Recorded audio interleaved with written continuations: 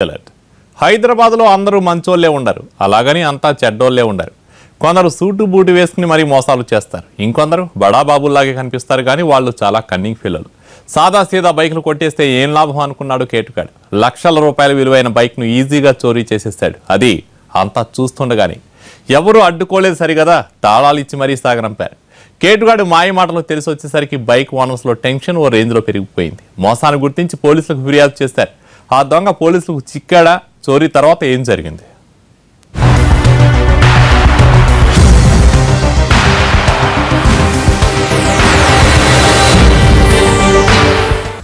మంగళవారం సమయం మధ్యాహ్నం 1 గంట. Banjara hills road number 3 Harley Davidson bike షోరూంలోకి ఓ వ్యక్తి ఎంటర్ అయ్యాడు. తనకు తాను తాహర్గా పరిచయం చేసుకున్నాడు. అత్యంత ఖరీదైన వాహనం కొనాలని అనుకుంటున్నట్లు షోరూం సిబ్బందికి చెప్పాడు.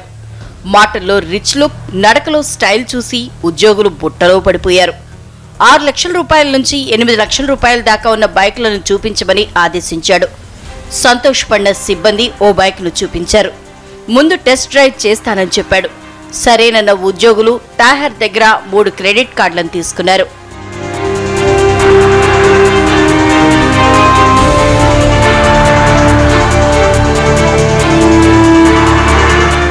మధ్యాహ్నం 2 గంటల సమయంలో బైక్ ని తీసుకుపోయిన తాహర్ తిరిగి రాలేదు. గంట గడిచింది, 2 గంటలు గడిచాయి. ఉద్యోగులకు టెన్షన్ పట్టుకుంది. అతనికి కాల్ చేస్తే సెల్ ఫోన్ స్విచ్ ఆఫ్ వచ్చింది. వెంటనే పోలీసులను ఆశ్రయించారు షోరూం ప్రతినిధులు.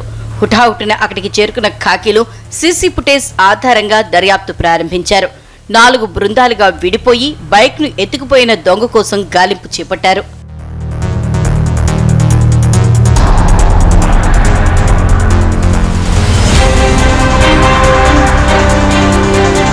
బంజారాహిల్స్ నుంచి ముంబై హైవే చేరుకున్న తాహర్ సంగారెడ్డి, జహీరాబాద్ మీదుగా ముంబై చేరుకున్నట్లు పోలీసులకు ఆధారాలు లభించాయి. అతన్ని ముంబై పోలీసులు అరెస్ట్ చేశారు. అయితే చదువుకున్న వాళ్లా కనిపించే తాహర్ కేవలం దొంగతనానికి వచ్చాడా, నేను వెనుక మరేదైనా కుట్ర ఉందా అనే విషయంపై పోలీసుల్లోనూ క్లారిటీ లేదు. ముంబైలో చిక్కిన బైక్ దొంగను హైదరాబాద్కు తీసుకొచ్చేందుకు ప్రయత్నాలు జరుగుతున్నాయి.